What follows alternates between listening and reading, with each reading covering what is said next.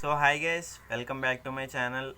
And sports news వచ్చేసరికి night వచ్చేసరికి England versus India first ఓడి అయితే జరిగింది. అండ్ నాగ్పూర్లో అయితే జరిగింది మ్యాచ్.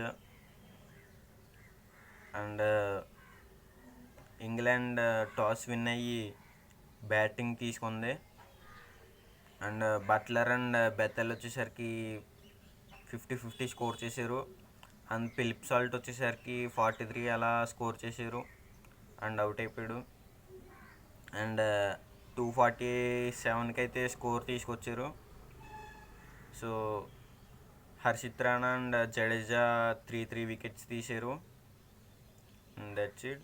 అండ్ శ్రేయస్ అయ్యర్ అయితే రన్అట్ అయితే చేసాడు. అండ్ డైరెక్ట్ కూడా కొట్టిద్దినది. కేఎల్ రాహుల్ స్టంప్ అవుట్ చేసాడు. So that's it. And Yashasvi Jaiswal అయితే కూడా సూపర్ క్యాచ్ అయింది. అది బ్యాక్కి పరిగెట్టుకుంటూ వెళ్ళి క్యాచ్ పట్టాడు. అండ్ అమేజింగ్ అని చెప్పుకోవచ్చు అది. అండ్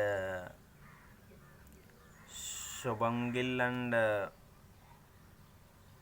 అక్షర్ పటేల్, శ్రేయస్ అయ్యర్ వచ్చేసరికి సూపర్ ఆడారు బ్యాటింగ్. శుభం గిల్ 87 దగ్గర అవుట్ అయ్యారు. అండ్ శుభం గిల్ శ్రేయస్ అయ్యర్ పార్ట్నర్షిప్ కూడా లాంగ్ పార్ట్నర్షిప్ వచ్చింది. అండ్ శుభం గిల్ అక్షర్ పటేల్ పార్ట్నర్షిప్ కూడా లాంగ్ వచ్చింది. సో పార్ట్నర్షిప్ ముఖ్యం క్రికెట్లో. ఎంత లాంగ్ వెళ్తే అంత విన్ అయ్యే ఛాన్సులు ఉంటాయి. And that's it. And second ODI ఇచ్చేసరికి దిస్ సండే 9th 1:30 AM అయితే స్టార్ట్ అవుద్ది మధ్యాహ్నం. సో చూడండి.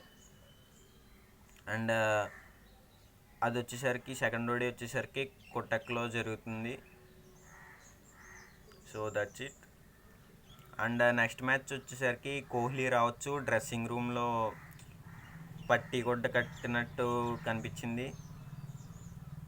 So next match fit for next match. So let's see. And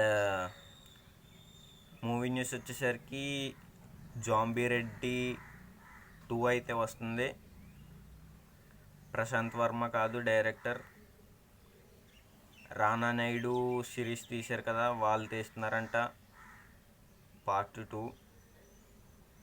that's it. Teja Sajja గారి మిరాయ్ కూడా నడుస్తుంది. మరి ఇది అయిపోయాక దానికి ఇస్తారో డేట్స్, లేదంటే ఇది కంటిన్యూ చేస్తా దీనికి ఇస్తారో డేట్స్ చూద్దాం.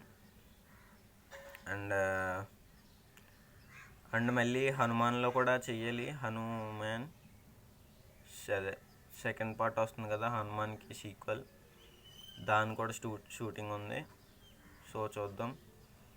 అండ్ మంగళవారం 2 కూడా వస్తుంది.